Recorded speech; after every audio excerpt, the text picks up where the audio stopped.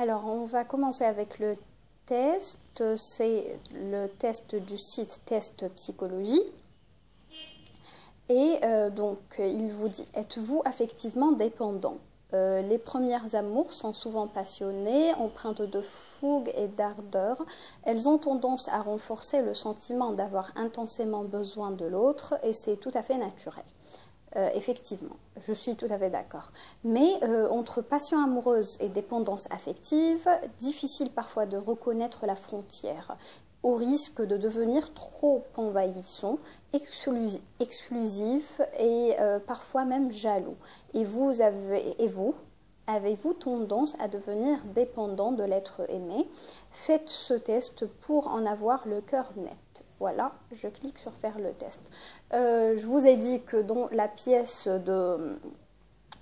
mise en scène par Jean Cocteau, qui s'appelait La voix humaine, voilà, c'est une femme très triste qui a tenté de se suicider, qui vit avec le chien de son ex et qui est très malheureuse.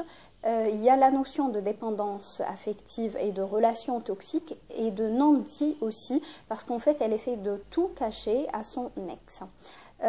Donc, la première question, vous ne prenez aucune décision sans penser à elle ou à lui? Moi, je vais dire, il y a toujours oui et non, c'est 25 questions. Moi, je vais dire oui parce que automatiquement, si on est dans un couple, ou on est marié ou quelque chose, pour moi, la normale, même si je ne suis pas en relation actuellement, bref, je ne veux pas dévoiler ma vie privée, mais je pense qu'en général, c'est oui. En général, on doit pas prendre des décisions à titre individuel sans penser à l'autre lorsqu'on est ensemble. Alors, je vais dire oui. Après, est-ce que vous lui envoyez des textos plusieurs fois par jour? Non, non, non, non, non. Je sais pas comment j'ai cliqué oui, je veux pas ça. Je veux pas ça. Alors non. Bien sûr que non, parce que là, c'est pas de la dépendance affective, c'est du dérangement gratuit et ça, à mon sens, ça n'a aucun intérêt parce qu'un autre être qui est censé être minimum indépendant et qui a besoin d'être tout le temps rassuré ou bien qui a besoin que son ego soit flatté tout le temps, là, c'est pas un signe de bonne santé de relation et c'est pas un signe de bonne santé mentale ni spirituelle. Donc, si l'autre vous demande de le faire ou si vous ressentez le besoin de le faire tous les jours, ça peut être inquiétant. Vous ne supportiez pas qu'il ou elle parte sans vous en week-end. Là aussi, je vais dire non parce que, pourquoi c'est à la 8e question? Je me trouve à la 8e question. Ça, c'est bizarre. Donc, est-ce que vous ne supportez pas qu'il parte en week-end sans vous? Là aussi, je mets non, négation de la négation. Donc, c'est pas que je ne supporte pas, bien sûr que je supporte, c'est tout à fait normal qu'un individu qui est séparé physiquement, genre c'est un autre être dans un autre corps, du coup, il a le droit de partir en week-end. Comme nous-mêmes, on a le droit de le faire. Votre partenaire, c'est ce qu'il y a de plus précieux dans votre vie. Alors là, je pense que ça dépend de l'étape. Donc, je ne peux pas répondre dans l'absolu, mais je vais dire oui, parce qu'on a toujours ce rêve rose de trouver un être très précieux. Mais je dis que ça dépend de l'étape de la relation. Si on est en début de relation, c'est pas normal de penser que c'est l'être le plus précieux. Mais si, par exemple, c'est une relation qui a duré dans le temps, parce que le temps, en fait, c'est la denrée la plus chère dont on possède, c'est ce qu'il y a de plus cher dans la vie, c'est le temps. Du coup, une relation qui a duré dans le temps est une relation importante. Et l'être avec lequel on a partagé la majorité, on partage la majorité de notre temps de vie, doit être l'être le plus précieux, c'est tout à fait normal. Si on favorise la vie à deux, toujours. Elle peut tout vous demander, vous ne refuserez jamais. Alors là, c'est clairement non, parce que ça n'est pas logique.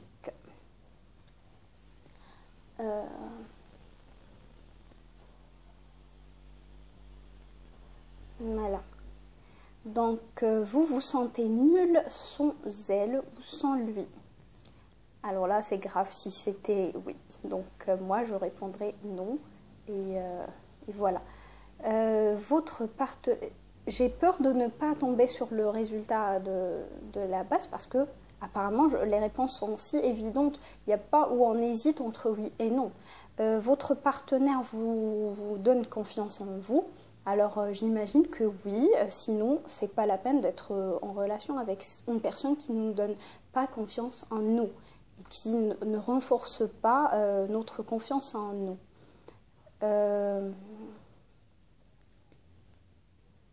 Donc, ben, le test est long, du coup la vidéo va être assez lente. En plus, ma connexion n'est pas... Ben, le but, c'est d'arriver à la conclusion parce que c'était une analyse pertinente et il y a un questionnement que je me pose. Comment est-ce que ça peut être aussi pertinent? Est-ce que c'est pas de la langue de bois? C'est-à-dire mettre des définitions très, très larges dans lesquelles tout le monde peut se retrouver. Donc, je ne sais pas si c'est le cas, mais vraiment, c'était assez pertinent. Donc,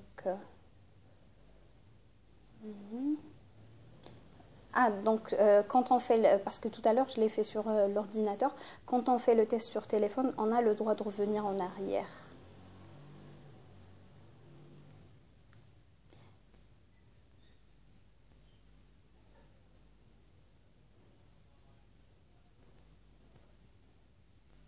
Test de patience psychologique.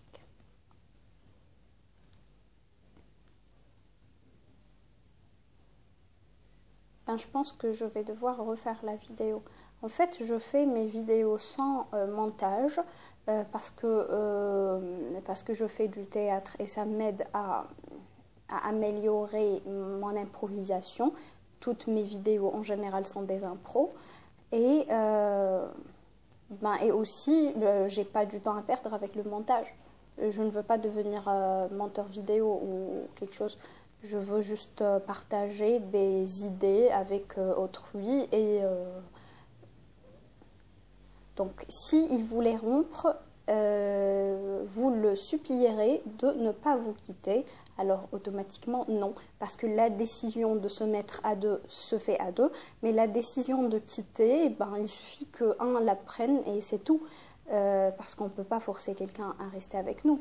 Et voilà, c'est une décision qui se prend, si c'est d'un commun accord, c'est tant mieux.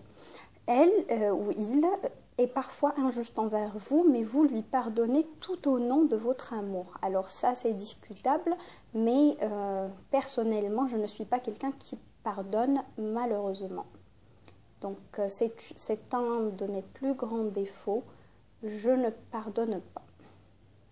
Ou bien très rarement. Très rarement. Oh, cette vidéo devient de plus en plus longue.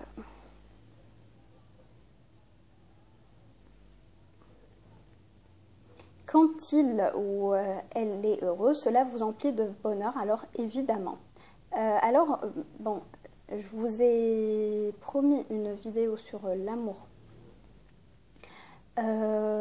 Sur l'amour quand je lirai quand je vais lire le livre de Platon là-dessus, qui s'appelle le Beckett, je pense. Pourquoi il s'appellerait le Beckett? Je ne sais pas, mais du coup, quand je vais le lire, vous avez promis de ne jamais le tromper. Non, j'ai pas promis.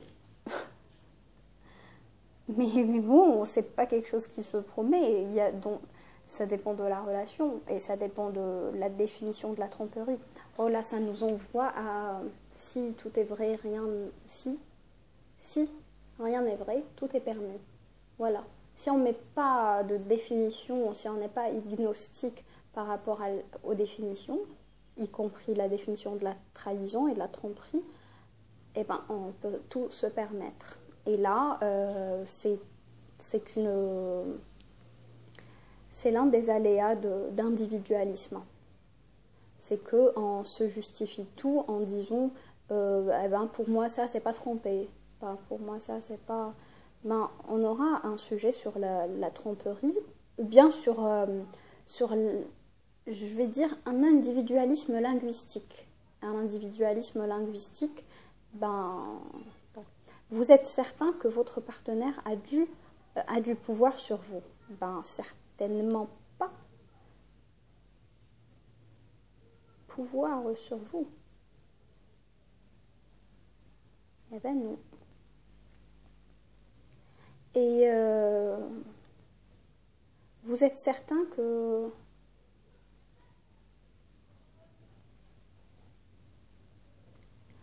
donc, on disait que... Ah, là, ça commence à être vraiment long.